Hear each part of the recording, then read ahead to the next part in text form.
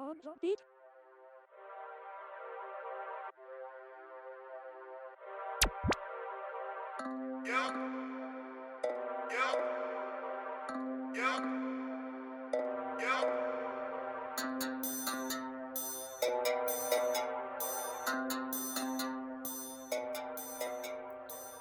up to my faithful few, and a big old welcome to any newcomers to Sinister Silhouettes.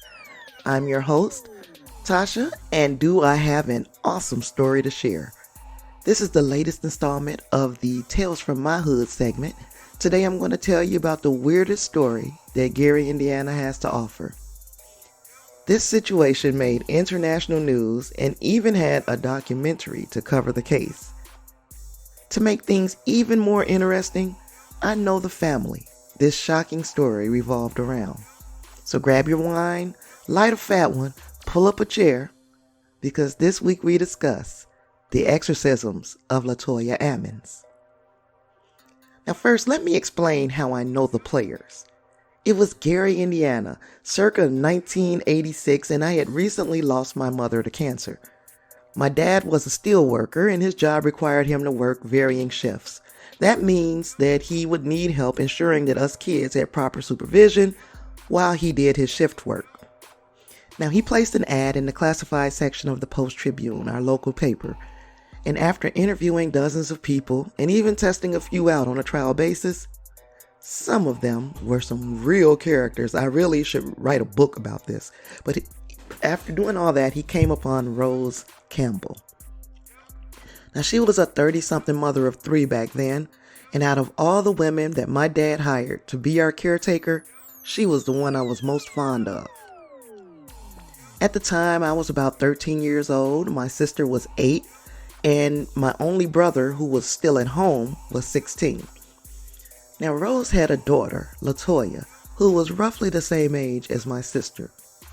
Now, you guys kind of informally met my sister when she pod bombed us in the previous episode. But at that time, she was an odd little girl, and I say that with nothing but love. My sister and almost all of her friends were absolutely obsessed with horror movies. I mean, she loved Children of the Corn, all the Freddy Krueger movies, People Under the Stairs, Amityville, and The Exorcist at 8 years old, and the list goes on. So while Rose's daughter hung around with my sister, she was introduced to the absolute worst horror movies of the time. Now, before anyone comes from my family about how irresponsible it was for us to be exposed to that level of horror at such a young age, don't. The worst horror in the world was losing our mom, and we survived that. The second worst thing we survived was coming of age in Gary, Indiana. And trust me, you don't want that for yourselves. But anyway, time went on and my dad met a lady that he fell in love with. And she was a single mother of 1 daughter, and after dating for a while, they moved in with our family. Suddenly, she was doing all the things that Rose was being paid to do, so we didn't need a nanny anymore. Now, over the years, we would still stay in touch with Rose, and my sister stayed in contact with LaToya at school. So now, we'll fast forward many years. In January 2014, I was reading the Post-Tribune while having my morning coffee, and we were sitting under about 10 inches of snow, and it was bitterly cold. You know, a regular winter day in Gary. However, what I read in that morning's paper made my blood run colder than the wind chill factor on the lakefront.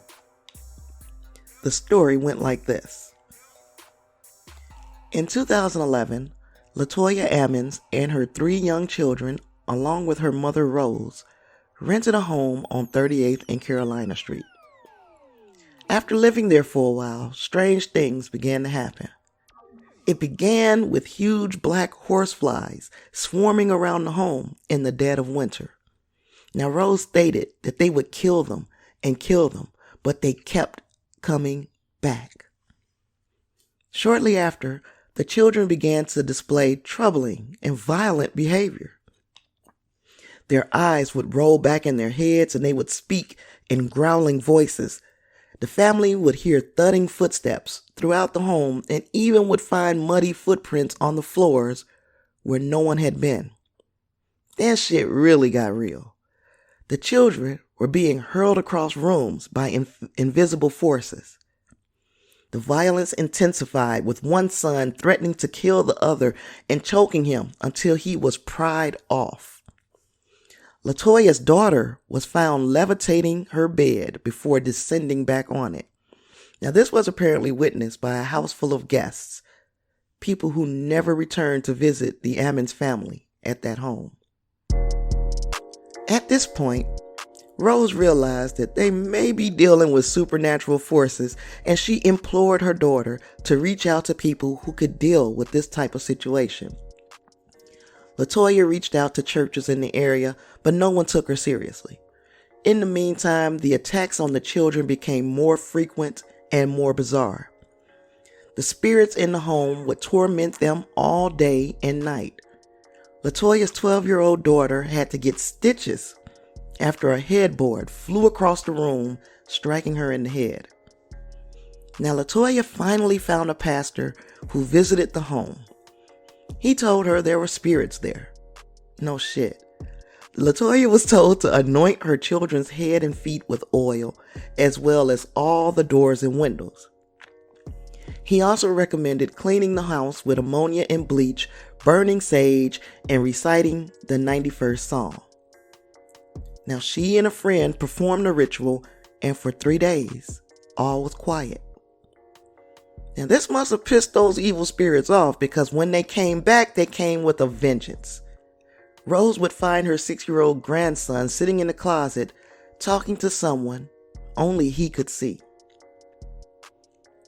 Now, after the ritual failed to have lasting effects, the family turned to 2 clairvoyants. The witches told them to get the fuck out of that house because it was inhabited by 200 demons. I guess they took a head count or some shit, but one fucking demon is too many for me. But Ammons couldn't afford to break the lease to leave. She had to find a way to protect her family until they were able to get out of there. Now, the demonic activity was a huge disruption in the lives of the family. Now, Rose said that she was immune from attack because she was born with a protector that prevented her from being possessed, although she did claim to have seen a shadowy figure pacing in the living room. Now, the rest of the family was constantly being harassed, so much so that the children were missing a lot of school. LaToya then reached out to Dr. Jeffrey Onuku. He was a primary care physician. In fact, he was my doctor for many years, and he still continues to care for my sister and her family. She explained what was going on with the children and insisted that they were possessed. Dr. Onuku is a man of science, though. He believed that there had to be a reasonable explanation for the children's behavior. He visited the family's home to observe them and was shocked by their behavior. He deemed it necessary to call law enforcement when they cursed him, began to thrash about, and finally passed out. The children were transported by ambulance to Northlake Methodist Hospital, and one of the boys came to and acted regularly. The other one was still violent and had to be restrained. When the police responded to the situation, they listened to the doctor's complaint and gave Rose and LaToya an opportunity to explain their situation. A representative from DCS, which is the Division of Children's Services, and a psychologist also were present to get to the bottom of things. In the tiny exam room, Rose held her grandson by the hand as she answered the DCS workers' questions. It was then that the 7-year-old began growling and showing his teeth. His eyes rolled to the back of his head, and then, in front of the caseworker and psychologist, the child walked backward up a wall to the ceiling and flipped off the ceiling onto the floor. At that point, the caseworker and doctor got the fuck up out of there, and it's time to throw the whole kid away. I mean, he can't come back home with me after I see some shit like that. Hell, forget trying to break the lease. I'm burning the whole house down if I see some shit like that.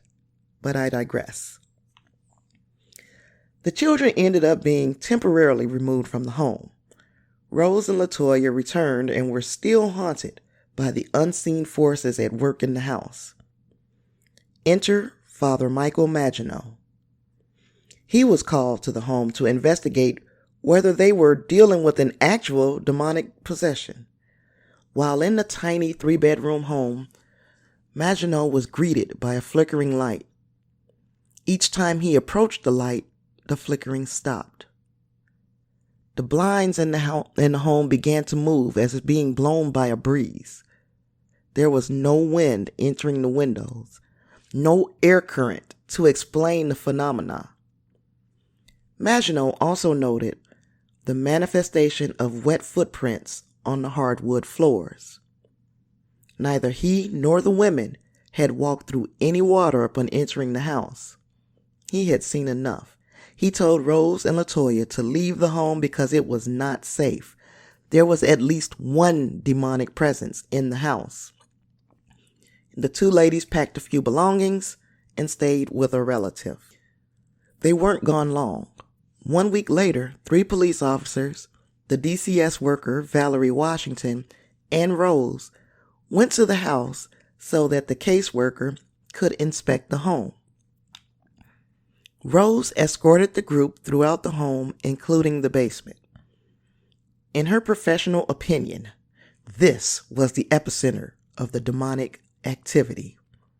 There was an altar set up on a small table, Bibles all over the house. A ring of salt was placed around the table to dissuade the evil spirits. Directly under the stairs was an area that was dug up to expose dirt. The police were using digital recorders and their phones to record the visit. Suddenly, the voice recorder's batteries drained completely. Now, the officer who held it mentioned that he had just put fresh batteries in that morning. When he later listened to the audio that he captured in the home, he heard an otherworldly voice whisper, "Hey." Now, in photos captured, another officer claims that ghostly figures appeared that were certainly not visible to the naked eye. These officers were now convinced that some top-tier bullshit was happening at that house. LaToya's children remained in state custody until she could find suitable housing, since her place was crowded with her family and the 200 damn demons. In the meantime, she was visited by the 3 officers who had initially accompanied Valerie Washington, the DCS caseworker, and it was Father Maginot, 2 new Lake County officers, and a canine, and a new caseworker, and her name was Miss Illick. The original caseworker refused to go back to the home. Now, if this group was looking for supernatural activity, the demons didn't disappoint. After going into the basement, the caseworker noted an odd liquid dripping on a wall. She touched the fluid. It was slippery and sticky at the same damn time. The group went back upstairs and looked at each bedroom. In one bedroom, there was a film on the blinds. Father Maginot didn't notice it there earlier, so the officers cleaned it off the blinds, then sealed the door to the room.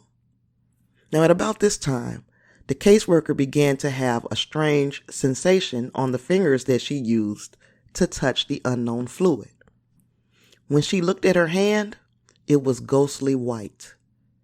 Then it began to feel as if it were broken. 10 minutes later, she was in a full-blown panic attack and was removed from the home. And Father Maginot thought that there may be something under the stairs that could explain the unusual activity.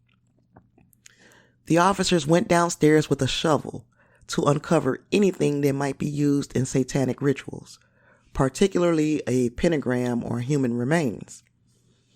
After digging a 4-foot by 3-foot hole beneath the stairs, unearthing a pink press-on fingernail, a white pair of panties, a political shirt pin, a lid for a small cooking pan, socks with the bottoms cut off below the ankles, candy wrappers, and a heavy metal object that looked like a weight for a drapery cord, police raked the dirt back over the hole. And where my Creole chicks at? Y'all know what they say about burying personal effects, specifically underwear. Could someone have put roots on LaToya? Now, there were rumors that she had been in an abusive relationship. Would a jilted ex be sinister enough to put a curse on her and her family? Well, there are now a large number of witnesses to unnatural events in the home. But wait, there's more. Remember that room the police sealed off? Before leaving, they opened it up. To their absolute horror, the film had returned on the blinds. Now, Maginot told the officers that the oil was a manifestation of evil energies or a demonic presence. He knew what he had to do. He would petition the bishop to perform the rites of exorcism on LaToya Ammons and conduct an intense blessing of the home. That same day, Maginot performed a minor exorcism on Ammons. The ritual consisted of prayers, statements, and appeals to cast out demons. 2 police officers in Illick, the DCS family case manager, attended the ritual. Now, Illick said she left believing that something was going on, although she wouldn't go as far as saying it was demonic. She said she got chills during the nearly 2-hour rite. We felt like someone was in the room with us, breathing down our necks. Now, Illick said she had a string of medical problems after visiting the home. A week after she visited the house for the last time, Illick said she got 3rd-degree burns from a motorcycle. Within 30 days, she also broke 3 ribs jet skiing, broke a hand when she hit a table, then broke an ankle running in flip-flops. Now, after breaking 3 ribs, I'm pretty sure I would have wrapped myself in bubble wrap and sat the fuck down somewhere. Less than 30 days later, she was running in flip-flops. Now, unless someone was chasing her, that's next level crazy. Illick also said, I had friends who wouldn't talk to me because they believed that something had attached itself to me. I'm already evil. They try to find something that's not evil and corrupted. They wouldn't waste their time on me. Nice to know a woman who has the power to remove your kids from your home and turn your life on its head considers herself evil. I know, that's low-hanging fruit, but I digress. After the ritual, Father Maginot told LaToya to look up the names of the demons who were tormenting her. He told her there was power in those names. Now, this seems like it would be a job for a priest to me, but LaToya and a friend poured the internet looking for names of demons that matched the type of harassment she was experiencing. The internet kept shutting down, the computer turned off several times, and LaToya was sick as hell, but they found some names. They also discovered, and I'm not sure how, that LaToya had several high-ranking sergeant and lieutenant demons assigned to her. Now, after the minor rite, Maginot said Bishop Melsack gave him permission to exorcise Ammons. The ritual is the same as the minor exorcism, but more powerful because it has the backing of the Catholic Church. Father Maginot ultimately performed 3 major exorcisms on LaToya, 2 in English and the last one in Latin, in June 2012 at his Maryville, Indiana church. Maginot said his voice continued to get louder and more forceful until the demon weakened. He said he could tell how strong the demon was by how much LaToya convulsed. 2 police officers who had kept in touch with Maginot since the home investigation stood nearby in case LaToya needed to be restrained. She said she prayed with Maginot until it became too painful. She said she felt as if something inside her was trying to hold on and inflict pain at the same time. She said it was different from unnatural pain, but felt as intense as giving birth. Ain't no way. Now, before her 3rd exorcism, LaToya and Rose moved to Indianapolis. They put a whole lot of miles between themselves and the demons. Now, they still had to go back to Gary because the kids were still in DCS custody. Father Maginot performed the final exorcism of LaToya Ammons in Latin. She convulsed as the priest condemned the demon and compelled it to leave her. She was still and responsive while Father Maginot prayed over her. Then she fell asleep. The rites lasted 2 hours. When they were done, Father Maginot's assistant wrote the very long name of a demon on a sheet of paper. They sealed it and put a barrier of salt around it. If LaToya had any more issues with old what's-his-name, they would burn the paper. Rose and LaToya headed back to Indianapolis. But that night, LaToya experienced horrendous nightmares. She called Father Maginot. The paper was burned. And with that, the entire ordeal was over. She eventually got her children back, and things went back to normal. Nah, no the fuck it didn't. The story got out. The local, then national, then international media started sniffing around 3866 Carolina Street in Gary, Indiana. Of course, by this time, the homeowner had rented the home to someone new, and the tenants were not very happy to have all this activity around their home all day and all freaking night. But media gon' media, and shit was an absolute clusterfuck for months. People the world over were talking about the demon house, and this caught the attention of paranormal investigators everywhere. Enter Zach Bagans. Zachary Bagans is an American paranormal investigator, actor, television personality, museum operator, and author. He is the principal host of the Travel Channel series Ghost Adventures, and he had heard the stories. He wanted that house. You know, money talks, bullshit walks. Zach rolled into Gary with $35,000 and left with the deed to the crown jewel of the paranormal universe. He was seeing nothing but opportunity. He wanted to film the shenanigans that he could get into with 200 motherfucking demons. Big fun, right? Well, it's all fun and games till somebody gets hurt. Y'all know what that means, right? I came to bring the pain hardcore to the brain. Now, I'm going to laugh an awful lot at the shit show that was the Demon House documentary.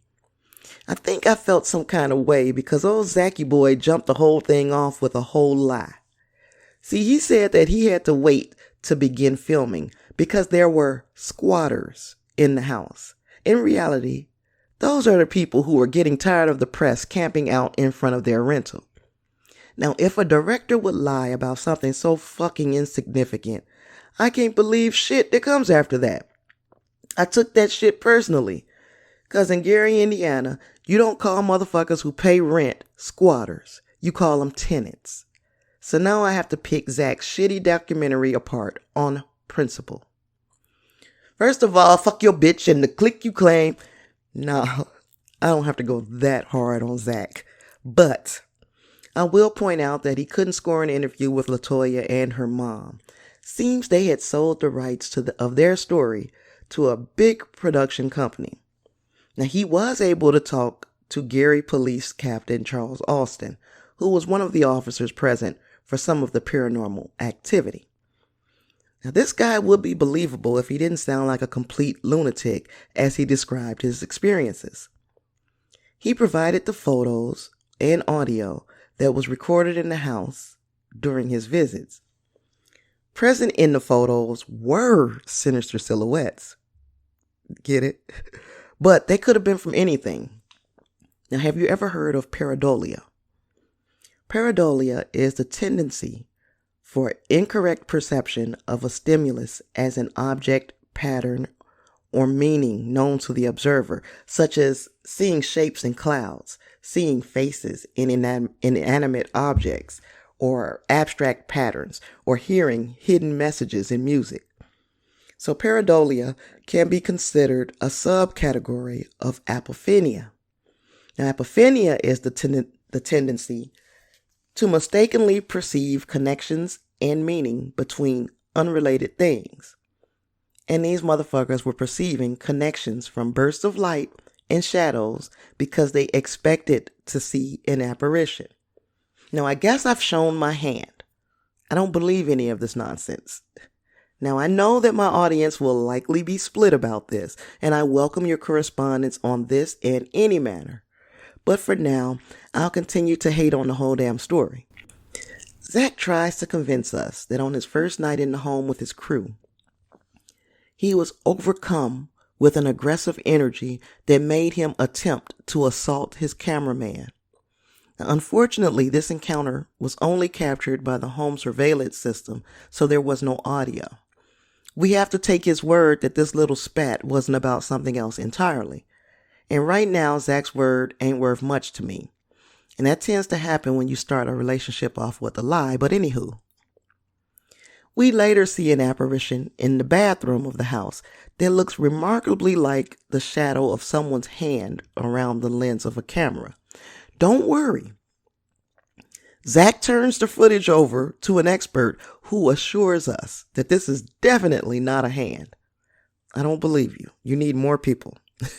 Then a lady named Mika caught up with Zach, telling him that she used to live at 3866 Carolina Street.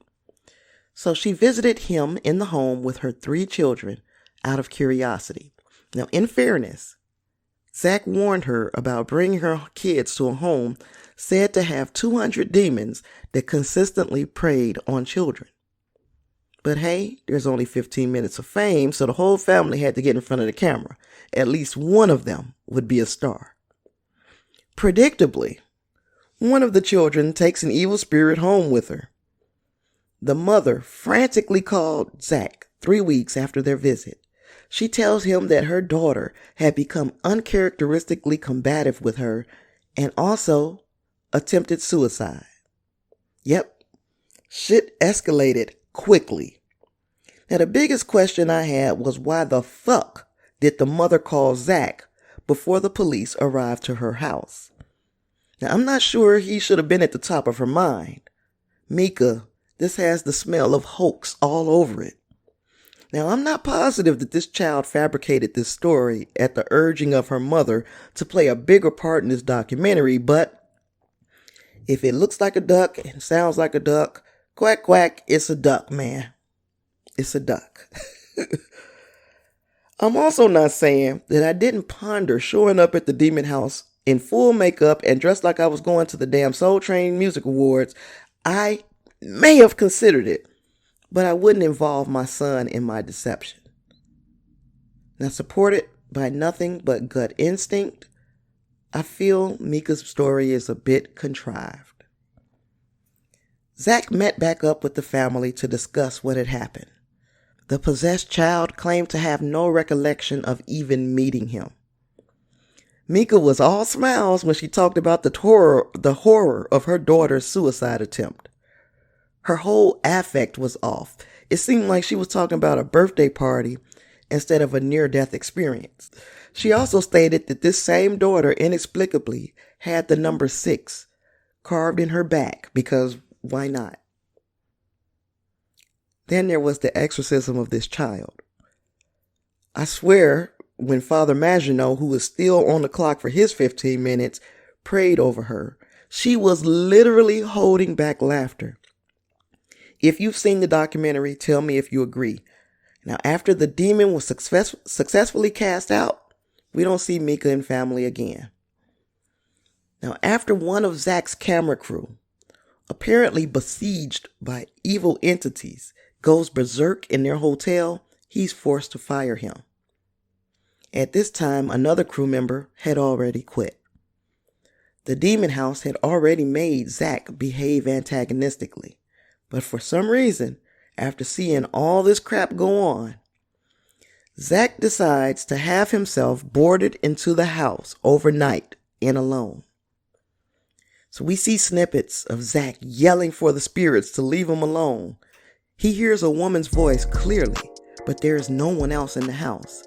Of course, We shouldn't just assume that this is a neighbor's voice. We're led to believe that this voice was coming from within the room that Zach was sleeping in. Zach, baby, Gary is the city that never sleeps. I'm not sure where you're from, but we kind of expect to hear things at night, and I'd rather it to be voices than gunshots. So at some time before morning, Zach's eyes had begun to cross, and he had double vision. So when he was let out the house, he went to see a doctor, and he learned that this would forever be a part of his life. He has an eye condition that causes him to have horizontal double vision. He was told that the surgery required to reverse this ran a risk of leaving him blind. He opted instead to wear prism glasses to correct his vision. Now, this condition could be caused by neurological damage or disease, but Zach is 100% positive that it had something to do with being in that house. By the end of the show, Zach decided to just tear the house down. Who cares if the 200 demons attach themselves to anywhere else, right? I guess Gary has so many demons, these new ones would just have to get in line. Still, after all he had been through, Zach Bagans couldn't let the house go entirely. He kept several mementos, including the stairs that led to the basement. Now, there are just a couple more pieces of evidence that may give a little insight into the case of LaToya Ammons. First of all, in 2009, she had a DCS warning given to her. Why? Her children were missing too much school. This was 2 years before moving to the so-called demon house at 3866 Carolina Street. Second, her landlord said all the demon talk started when she fell behind on the rent. No tenants before or after ever spoke of any unusual happenings in the house. Third, her stepmother has gone on record stating that she don't believe her. She thinks there may be some mental health issues. The stories were making life difficult for LaToya's siblings, and they all wanted to distance themselves from the entire ordeal. Lastly, LaToya has been in the Indianapolis local news since her experience with the house. Why? She claims her apartment in Indianapolis is covered in mold and affecting her family. What is it with this family and houses? But no matter what, I appreciate everything Rose did for my family in the 80s, but there is one more thing about this story that is truly baffling to me. If the paranormal activity centered mostly around the children, why did LaToya have 3 exorcisms?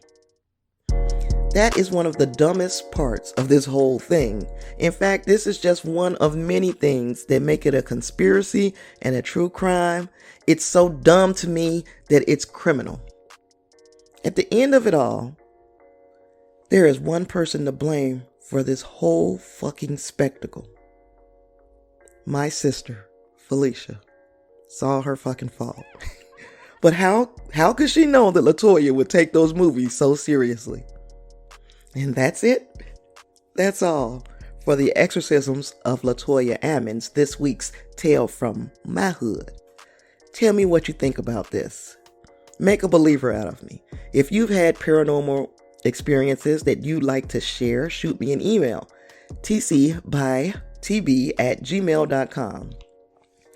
My social media handles are tcbytb on all the things. The website is where you'll find a shitload of sources, tcbytb.com. And also, beginning April 29th, Audioburst will be featuring Sinister Silhouettes as a featured podcast on its app. So I hope my faithful few will download the app and listen, and do me a favor, tell a friend. Last but certainly not least, please rate and review Sinister Silhouettes on your platform of choice. The name change is going to make every review super important so the show can be rediscovered. Thanks so much for all your support, guys. I can't wait to get together here again next week. And until then, stay out of the shadows.